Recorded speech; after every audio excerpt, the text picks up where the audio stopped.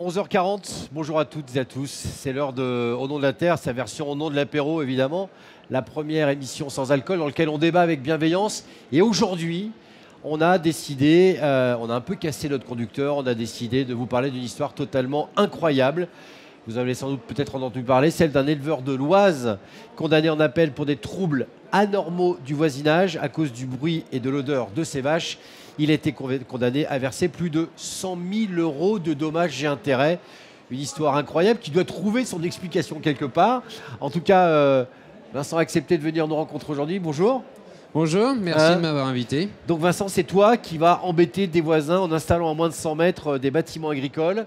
Tout à fait, c'est bien moi, la bête noire de mes riverains, qui a construit un bâtiment donc, avec une dérogation de distance à moins de 100 mètres des habitations. Et de là est né un recours contentieux de 6 riverains qui nous ont attaqué d'abord la mairie pour demander l'annulation du permis de construire. Et puis par la suite, comme ils ont réussi à obtenir cette annulation, se sont retournés contre nous directement pour demander la démolition du bâtiment ainsi que 110 000 euros de dommages et intérêts. Cette histoire paraît tout simplement hallucinante. Pour nous en parler également, Maître Timothée Dufour, un avocat plutôt engagé, fils d'agriculteur, c'est ça ? Bonjour, Bonjour Antoine, merci pour cette invitation. On peut dire que nous avons une ferme familiale, éleveur de bovins dans le sud-ouest en Dordogne. Donc c'est naturellement avec beaucoup d'investissement que je suis aux côtés de Vincent, parce que je considère que nos agriculteurs ont besoin d'être assistés, ils ont besoin d'être aidés. Trop souvent, ils se taisent parce qu'ils ont du travail et trop souvent, ils ne veulent pas forcément tendre, en tout cas, ou accepter cette main parce qu'ils sont dans le retrait.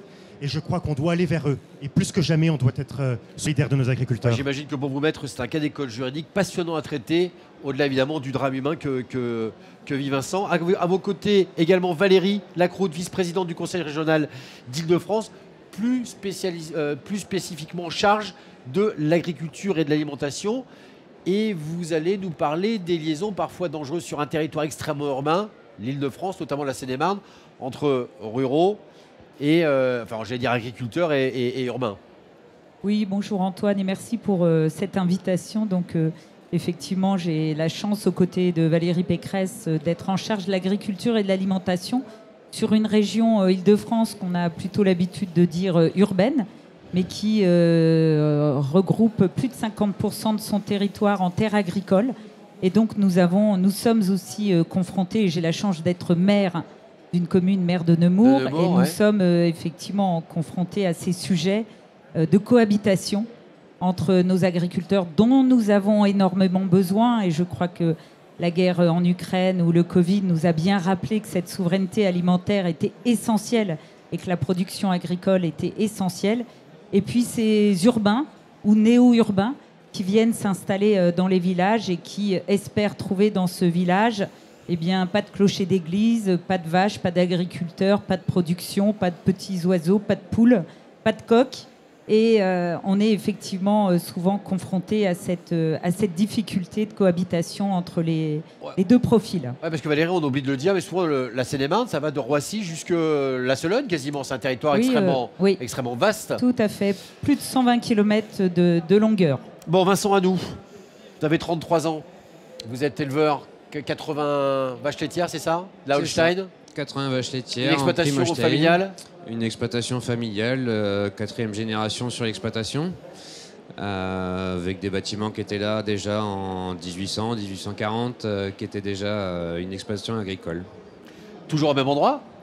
Toujours au même endroit, forcément, qui s'est étendu avec ce nouveau bâtiment pour répondre aux normes environnementales que l'Europe impose.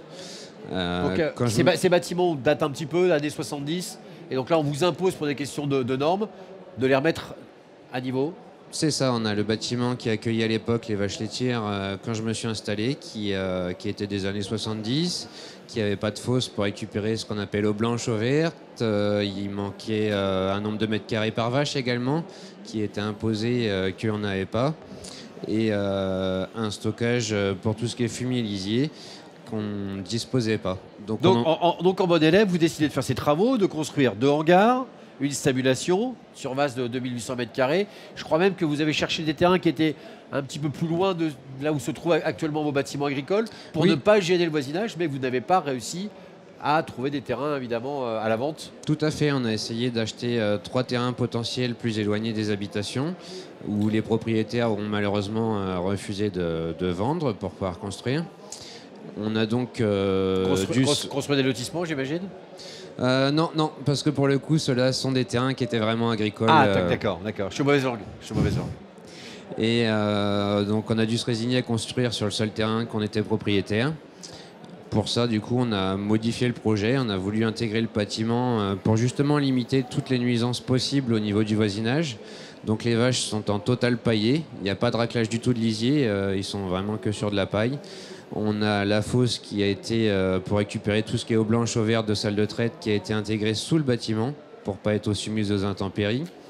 On avait choisi des bardages en bois également pour s'intégrer mieux au paysage.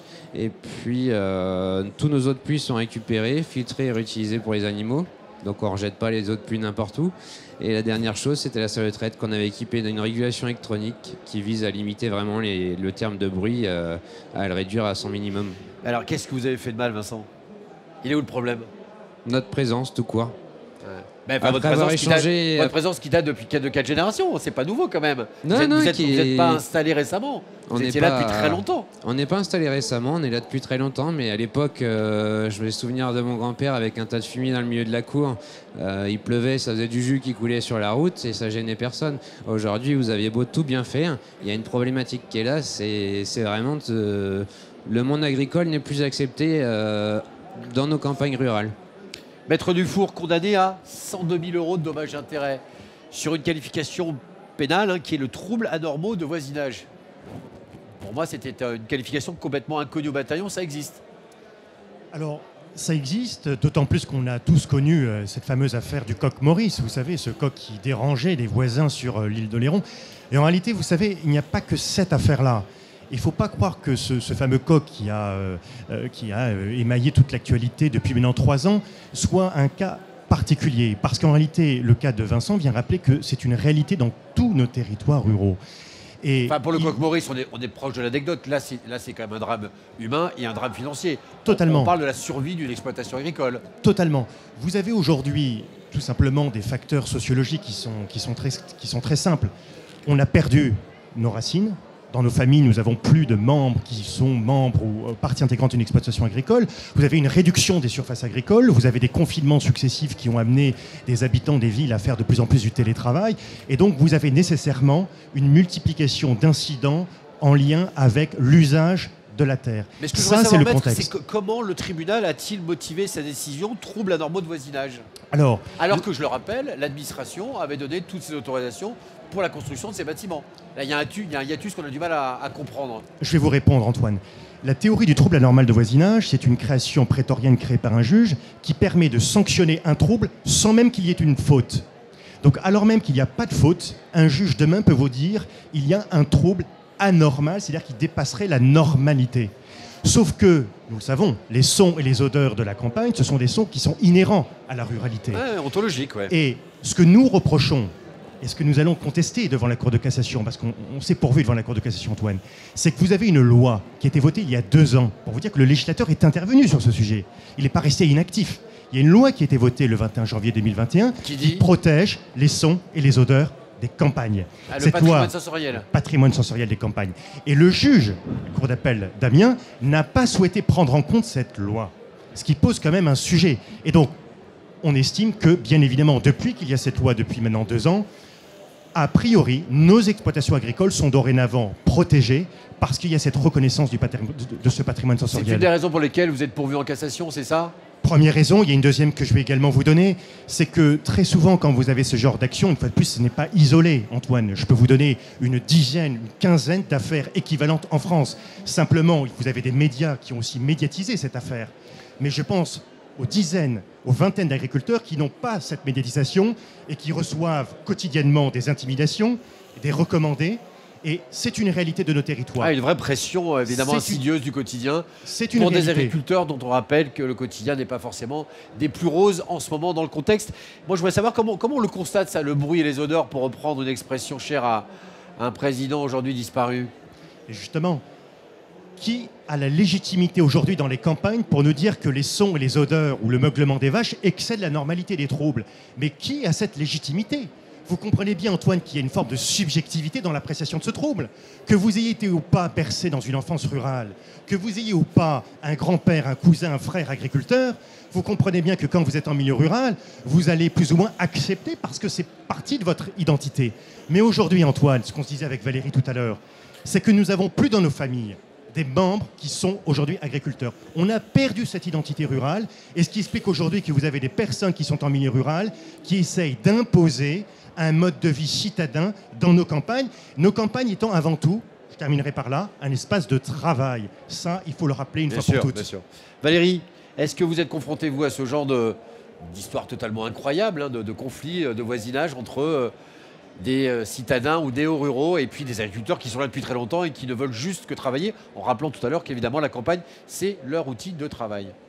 Alors oui, en Seine-et-Marne et dans toute l'Île-de-France, notamment avec les sujets d'installation de méthaniseurs. Ah, ça c'est un autre sujet. Qui est le sujet. Rappelez peut-être ce que c'est qu'un méthaniseur pour ceux qui ne le savent pas. Alors, c'est un méthaniseur, c'est là où on va mettre un certain nombre de substances pour produire de l'énergie. En général, du maïs. Voilà, alors, pas que du maïs, culture intermédiaire, des pulpes de betterave, des déchets de culture. Voilà, on peut y mettre plein de choses dans un méthaniseur. Alors, en l'occurrence, ce qui pose problème, c'est les camions, les va-et-vient des camions et le bâtiment agricole lui-même qui peut, pour certains, dégrader un petit peu la beauté du paysage. Oui, il y a plein de raisons qui peuvent inquiéter, entre guillemets, nos habitants. Aussi bien l'insertion paysagère, puisqu'on a des néo-ruraux qui arrivent sur nos territoires. Beaucoup et qui à Nemours, espèrent, beaucoup à Nemours. Alors à Nemours même non, mais aux alentours oui, qui espèrent avoir un champ à perte de vue et pas de petits dômes qui pourraient éventuellement dire un paysage de gêner carte la postale. perspective. Voilà, les odeurs, effectivement les camions, mais beaucoup d'un sentiment finalement que personne connaît. Et c'est aussi l'objectif, nous, région Île-de-France, de travailler à ce que les agriculteurs et les urbains ou les habitants de ces territoires puissent travailler ensemble et accepter l'installation de projets. Et c'est ça, cette difficulté que nous avons au quotidien. Valérie, vous, en tant qu'élu local, on pense quand même que ce genre d'histoire pourrait se résoudre avec un petit peu de bon sens, de diplomatie, d'entre-gens. Oui, on peut. Et on a l'impression que le fossé se creuse de plus en plus, alors que ça pourrait être une chance, effectivement, que des ruraux viennent enfin s'installer à la campagne pour comprendre la réalité d'un métier, d'une profession, d'un écosystème. C'est tout le contraire qui se produit. On peut l'espérer, mais alors, heureusement, ce n'est pas le cas tous les jours, mais c'est quand même ce qui se passe avec des habitants qui arrivent, qui s'installent sur ces territoires et qui ne veulent pas vivre ce qu'ils ont pu vivre à Paris ou en Petite Couronne, et qui ne comprennent pas, et c'est ça aussi l'enjeu, qui ne comprennent pas que les agriculteurs sont là pour produire et pour nourrir. Et c'est cette relation qu'on a perdue au fil des années, et c'est aussi notre rôle d'élu de remettre autour de la table ces agriculteurs qui produisent notre alimentation de tous les jours, et ces habitants qui viennent habiter et qui ne supportent pas ces bruits. Et c'est toute la difficulté pour un maire et on l'a vu au travers de ce dossier, où le permis de construire a été accepté, a été validé par les services de l'État, a été validé par la DDT. Ce qui n'est souvent pas le plus simple à obtenir, les contraintes administratives dans le cadre d'installation de bâtiments agricoles. Et quand on a passé cette phase-là, on se dit, formidable, il n'y a plus qu'à. Et en fait, pas du tout. Si la concertation, et même en faisant une concertation la plus, je dirais, ordonnée, la plus minutieuse possible, la plus détaillée, on se retrouve parfois dans une situation ubuesque où là, on a des habitants qui ont un intérêt personnel et qui dépassent totalement l'intérêt général, qui fait qu'on se retrouve avec une vraie difficulté pour ces agriculteurs. Vincent, concrètement, les 102 000 euros, c'est pas une petite somme de dommages et intérêts, vous avez dû les régler? Comment ça se passe? Oui, tout à fait. On a dû les régler aujourd'hui pour pouvoir aller en cassation. Donc, il y a eu une partie qui a été prêtée par la région Hauts-de-France à hauteur de 40 000 euros. et le restant qui a été contracté sous emprunt bancaire. Vous avez dû appeler votre banquier personnel pour faire un emprunt pour régler le reste des indemnités. Oui, tout à fait, oui. Il a fallu que la banque intervienne pour qu'on puisse régler ces montants qui sont quand même considérables sur une exploitation familiale. 110 000 euros, ça représente quand même une somme relativement conséquente. Comment on le vit au quotidien avec cette pression quand même à la fois financière, même si vous êtes représenté par un avocat de talent, dont on pense qu'évidemment vous réussirez à obtenir ce que vous souhaitez en cassation, mais ça doit être compliqué déjà de se lever tous les matins, de passer 15 heures dans les champs avec ces animaux et de se dire qu'autour de nous, on a un environnement qui n'est pas forcément bienveillant. Et même pire. Et aujourd'hui, ça pèse forcément. Il y a toujours cette épée de Damoclès qui est au-dessus de nos têtes. Même aujourd'hui, on ne sait pas encore de quoi sera fait demain. La cassation, si elle évoluera positivement ou pas. Si on pourra encore avoir des animaux sous ce bâtiment ou pas. S'il y aura encore une ferme, tout simplement, qui sera encore présente. Ce qu'on oubliait de dire, c'est qu'en plus de l'amende que vous avez dû payer, en tout cas les dommages et intérêts, vous avez pour obligation de mettre aux normes vos bâtiments, donc rajouter 90 000 ou 110 000 ou 90 000 euros supplémentaires. Oui, c'est ça, environ 90 000 euros qu'on doit proposer au tribunal de Beauvais d'aménagement pour réduire les troubles anormaux du voisinage, c'est-à-dire une meilleure isolation du bâtiment. Mais qui dit isolation dit aussi ventilation, puisque c'est des animaux en dessous. Donc il faut recréer une ventilation artificielle à la place. Aujourd'hui, on avait des bardages qui étaient ajourés pour permettre à l'air de circuler dans le bâtiment. Si on isole toute la partie côté riverain, ça veut dire qu'il faut remettre une ventilation artificielle pour que les bêtes puissent être encore présentes tout simplement dans ce bâtiment. Maître, si vous n'obtenez pas gain de cause sur le pourvoi en cassation, ça veut dire qu'il y aurait jurisprudence, ça serait un drame pour le monde agricole? Bien évidemment qu'il y a un enjeu pour tout le monde agricole, Antoine. Derrière cette affaire, c'est le monde agricole qui est atteint.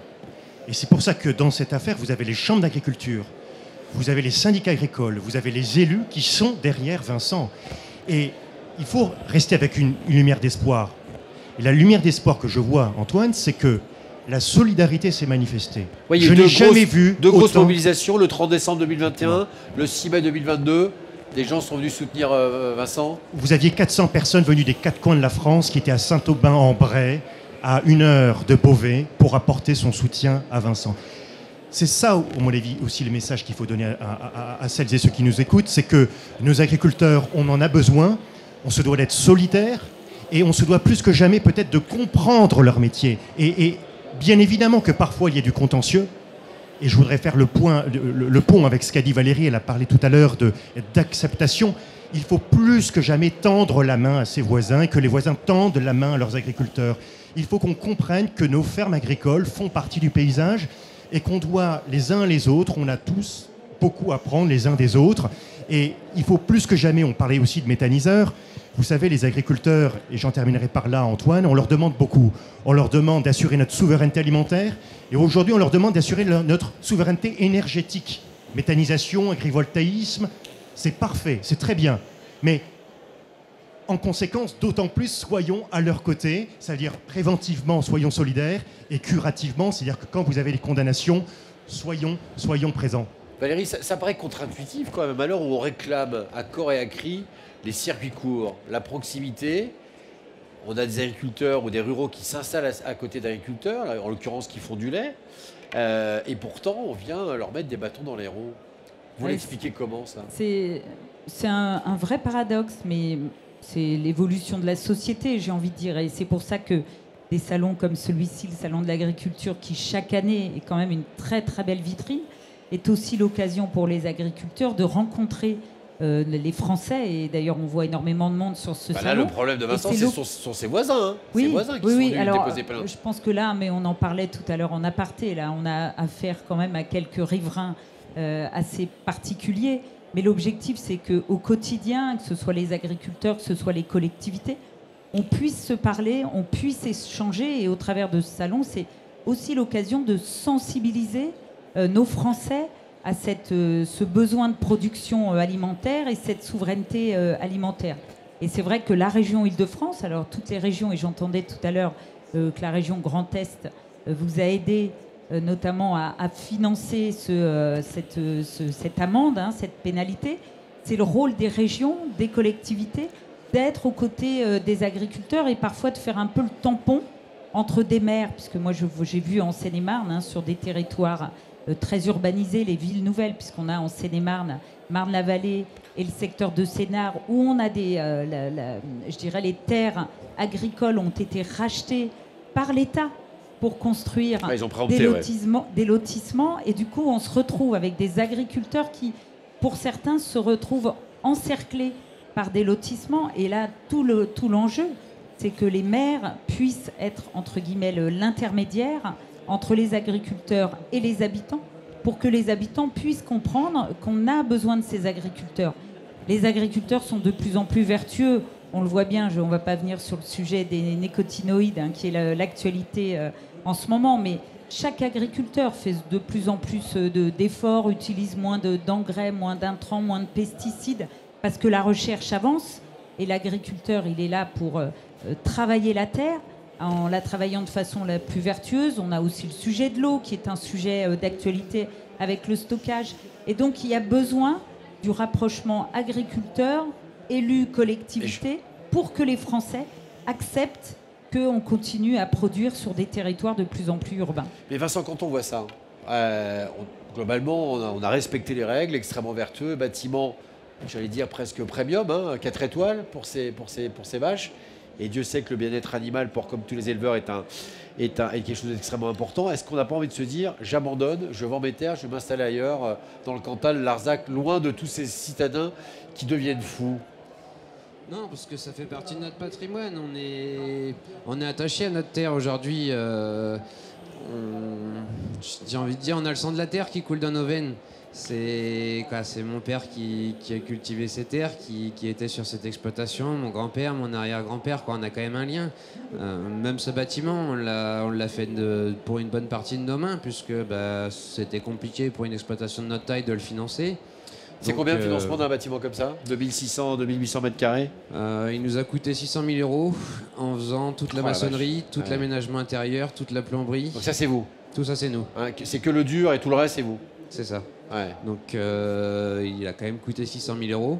C'est déjà donc on emprunte sur 15, 20, 30 ans? Oui, sur 15 ans, à peu près. Ouais. Et puis aujourd'hui, tout est bloqué. On parlait tout à l'heure avec Timothée demain de méthanisation, d'agrivoltaïsme. C'est des choses que ce bâtiment pourrait s'y prêter, mettre du photovoltaïque. Mais aujourd'hui, c'est inenvisageable le temps qu'il y a cette procédure qui plane au-dessus de la tête. On ne sait même pas si demain le bâtiment sera encore debout, puisque la démolition n'est toujours pas exclue. On doit proposer des aménagements. Si le juge ne les juge pas suffisantes, il peut encore prononcer la démolition du bâtiment. Et est-ce que vos parents, grands-parents, arrière-grands-parents avaient eu par le passé des problèmes de ce type-là? Non, jamais. Mais ça s'arrangeait à coup de fourche et... Non, je pense même pas, mais aujourd'hui on a perdu ce lien avec...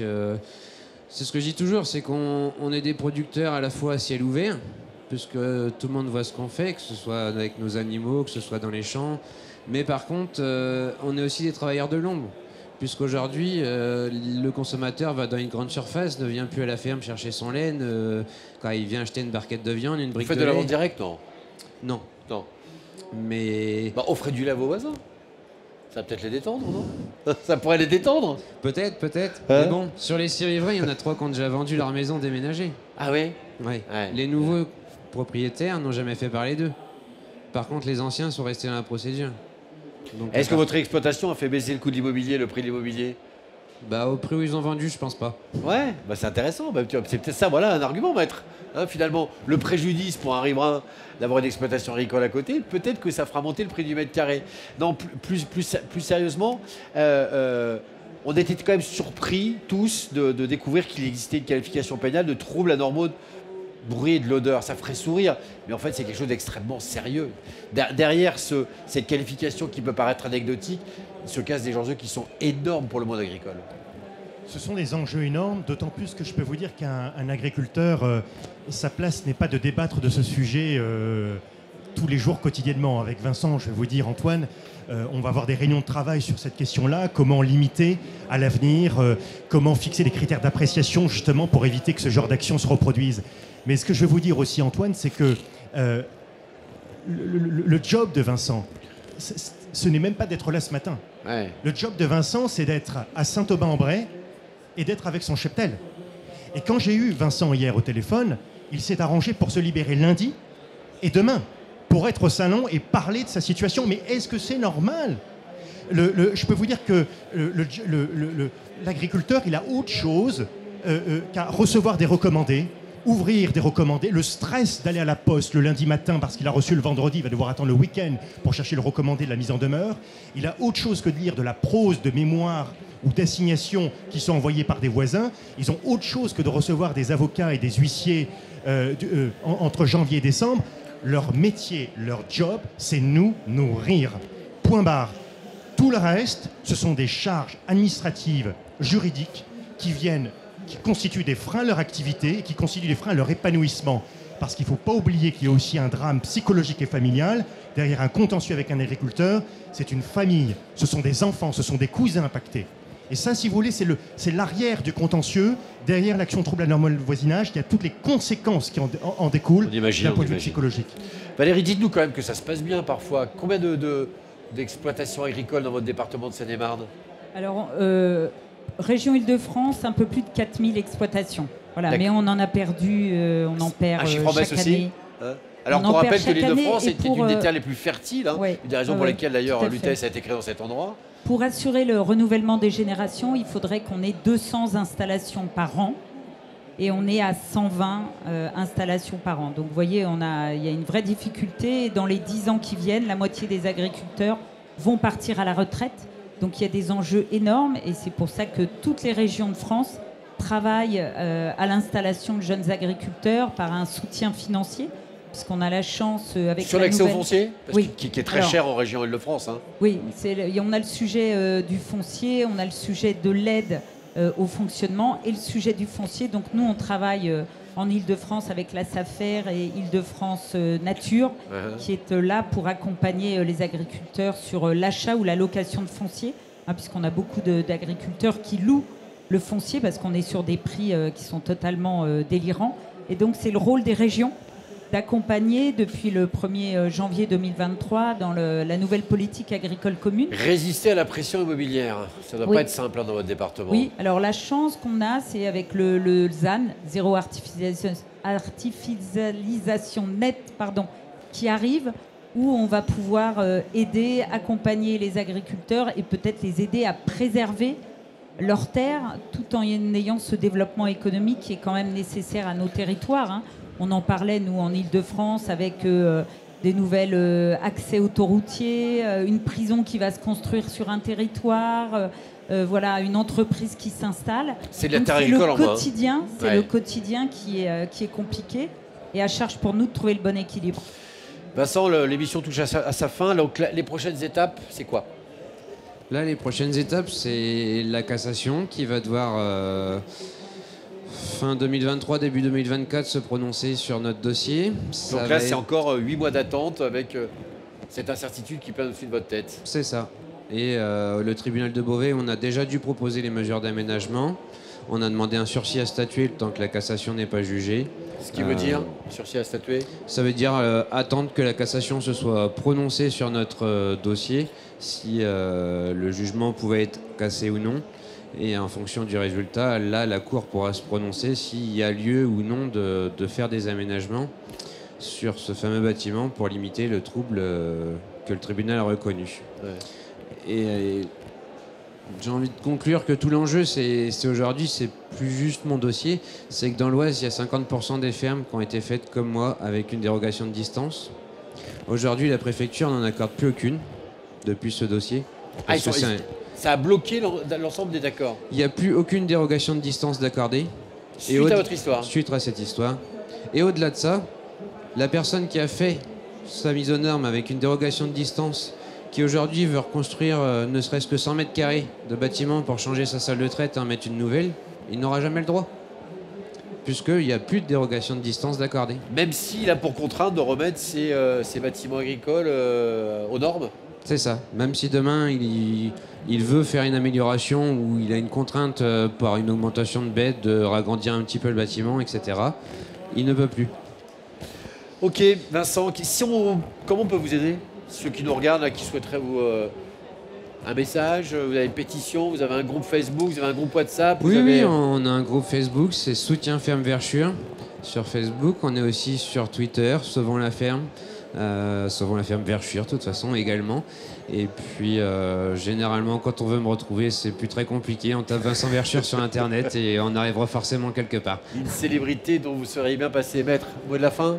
Peut-être n'oublions pas la pétition quand même qui a été lancée il y a maintenant 2 ans, qui a Okay. dépassé 250 000 signataires. C'est quand même le montant des dommages et intérêts, pour l'anecdote. Voilà, donc au nom de l'apéro se termine. Sur cette note, alors, on va dire un peu d'espoir, parce que c'est vrai que c'est assez incroyable, malgré cette épée de Damoclès, malgré le fait que Vincent ait dû régler 102 000 €, je vous le rappelle, de dommages et intérêts pour troubles anormaux du voisinage. Hein. En gros, le bruit et les odeurs faites par ces vaches. Il garde quand même le moral. Et bien nous aussi, on va y croire et on va attendre évidemment avec beaucoup d'impatience cette décision au mois de décembre, janvier. On va suivre ça de près. Encore un grand merci à toutes les équipes de la CMAE et on vous retrouve demain pour un nouveau numéro de Au nom de l'apéro. Bonne journée à toutes et à tous. Parfait.